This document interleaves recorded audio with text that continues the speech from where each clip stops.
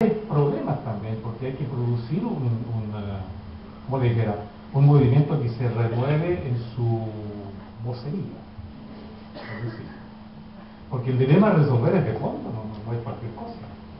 No es cualquier cosa. Entonces, yo creo que el movimiento estudiantil enfrenta el tema que ya enfrentaron la FECH por los años 1918. La FECH se dio cuenta que su movimiento, que era muy potente, ¿verdad?, no podía ser decisivo si no se asociaba estrechamente con otros actores sociales. En esa oportunidad se asoció estrechamente con la FOCH. Claro que la FOCH de ese tiempo, a la diferencia de ahora, tenía proyecto educativo propio. La FOCH de esos años tenía escuelas propias. Las escuelas nacionales le llamaban. Y ahí educaban a sus niños. Ellos contrataban a los profesores, establecían la malla curricular, etc. Educaban a sus niños para liberarse, para cambiar las estructuras. Tenían más de 30 escuelas. Entonces la FECH se unieron en torno a eso. Los profesores, que eran en su mayoría puras mujeres, el 80% de las profesoras jóvenes, de la asociación de profesores de la época, estos tres actores, más la SOFOFA, que en la época era cultura, ¿no?, los ingenieros de Chile, que en la época también eran cultura, más los conventilleros, formaron un frente social, que plantearon abiertamente cambiar la constitución.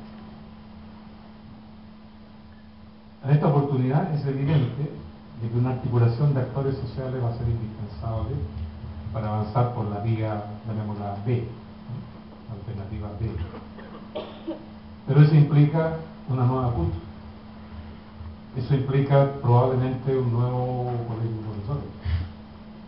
Eso implica asociar los sindicatos que están asomando, tienen ganas de colaborar, pero no saben muy bien cómo. Por ejemplo, el sindicato Codelco. Yo lo he visto en acción en Calama. Están trabajando socialmente con los estudiantes secundarios, los universitarios, los pobladores, ¿no? Y organizan eventos como estos con todos esos actores. Y el sindicato de Codelco quieren integrarse, pero a través de la CUT no, a través, por otro lado, no saben cómo, a través de los partidos políticos menos. Y sobre todo yo creo que se requiere, pienso yo, ¿no?, lo que se planteaba tanto en los años 18, que se profundice, se active, se multiplique la deliberación por la base. La deliberación por la base. La soberanía depende de la deliberación. La soberanía no radica en el individuo. El individuo tiene libre albedrío y tiene derecho a un voto, pero el derecho a voto no implica deliberación. La soberanía sí implica deliberación, porque es una voluntad colectiva. Y para que se constituya una voluntad colectiva se requiere deliberación.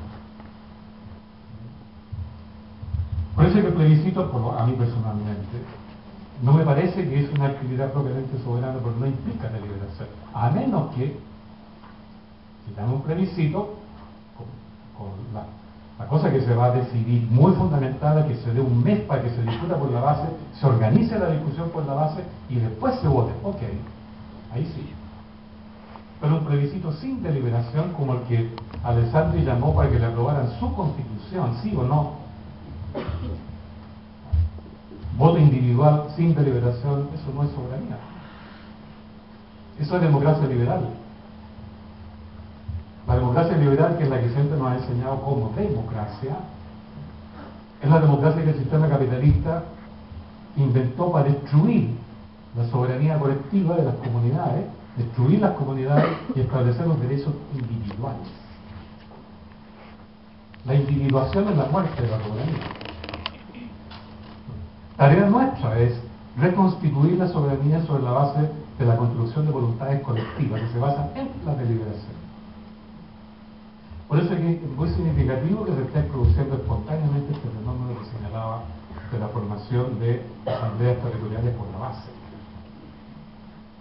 En Santiago ayer nomás me dijeron, por lo menos habían 7 nuevas en el transcurso de una semana. Estuve en Copiapó el otro día. Había una asamblea para toda la región. y habían organizado un congreso de educación regional, puramente ciudadano.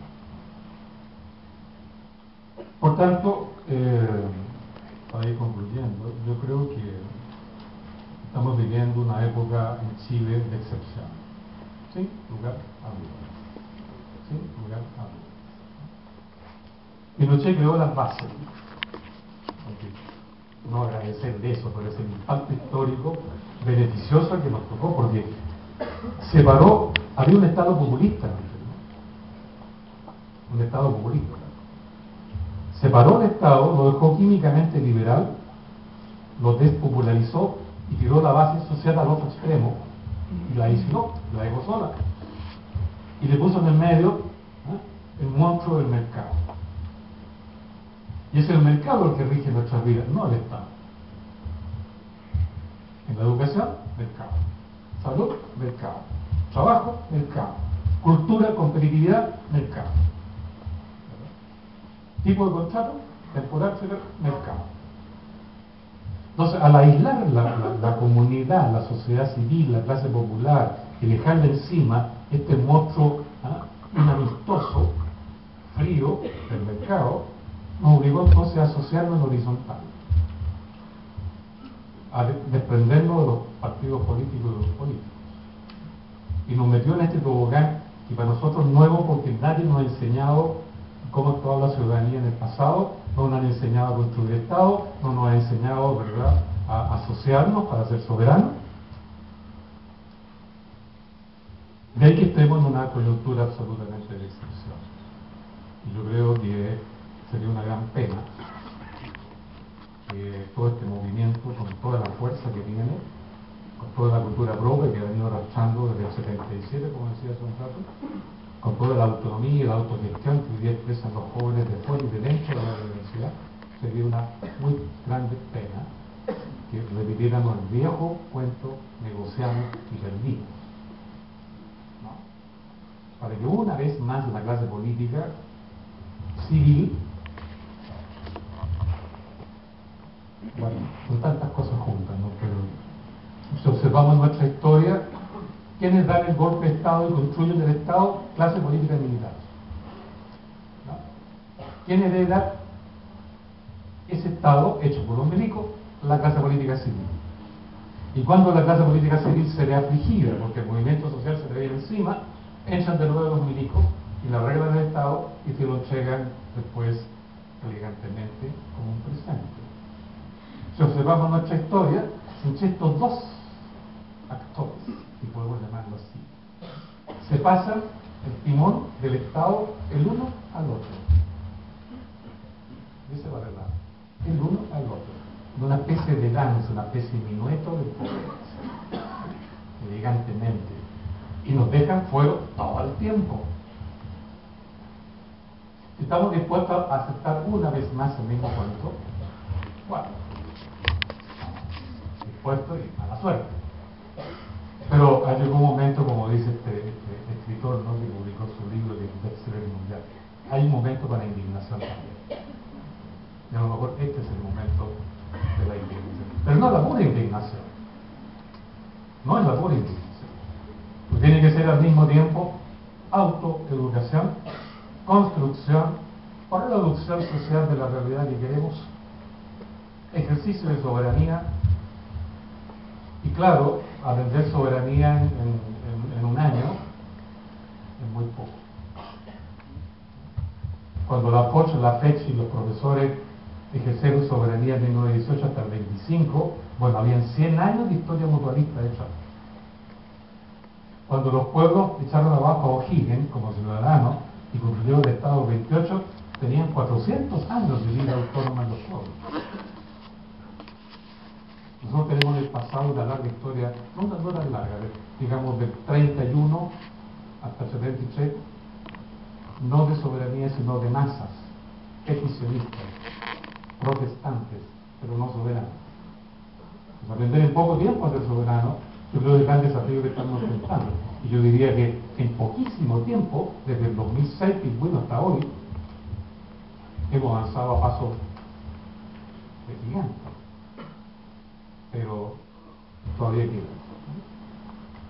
me acuerdo en este sentido lo que me dijo un amigo mapuche en Londres, conociendo que éramos miristas, que es el maestro. Y me dijo, pero ustedes, los miristas, viven corriendo, viven apurados, para hacer tareas que eran para ayer.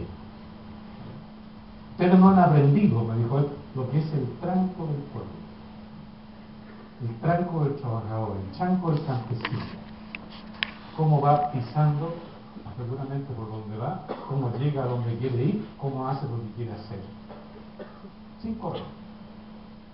A lo mejor necesitamos el tranco del pueblo, pero a lo mejor hay que curar ese tranco, no sé. Pero es el punto que precisamente exige una deliberación profunda en este sentido por la base, evidentemente por la base. Y para redondear entonces y terminar, es a estos procesos donde la historia social puede colaborar mostrando su cajita de herramientas. De ahí se puede sacar ejemplos para todo, desde cómo se organiza un movimiento virtual, a cómo se organiza un movimiento soberano con afanes de construir el Estado, hasta demostrar cómo los partidos políticos y la clase política han engañado una y otra vez al movimiento social de base que los apoya. Y cómo puede decir también que la gran víctima de este movimiento, si es que llega a triunfar, yo creo que no van a ser el empresariado, porque hay que industrializar el país, vamos a requerir empresarios mejor controladitos, sí. A los milicos hay que reeducarlos, están mal educados, patológicamente educados, han vivido 200 años la creencia de que este es un país que tiene un enemigo interno, entonces atacan a este supuesto enemigo y en lugar de unir el país lo dividen y dicen que son patrióticos y nacionalistas, en rigor son faccionalistas, y a esta gente hay que reeducarla, porque se educan ellos a sí mismos, o en Panamá, o en Arizona, o en Utah, en la guerra sucia. ¿Por qué no extender el movimiento por la educación de este país para incluir la educación de las Fuerzas Armadas? ¿Por qué la ciudadanía no puede controlar esa educación? Hay que hacerlo. Tal vez no podemos agarrarnos balazos con ellos porque de nuevo nos van a masacrar. Pero sí podemos ganarles esa batalla. Ahí no son fuertes. Ya ahí la metáfora como arma sí es fuerte, ¿no? Para usar la expresión. Entonces, por eso, para terminar, vuelvo a decir, la historia social permitiría, sin elucubrar ideológicamente, sin hacer teoría pura, con puro ejemplo, mostrar una serie de elementos que pueden ser útiles en la reflexión actual, y eso es lo que he tratado de hacer hoy día en la medida de lo posible, como dijo el presidente de ahí. La historia es muy larga, entonces no podemos mostrar todo el detalle. Eso sería todo de mi parte, por hoy, muchas gracias.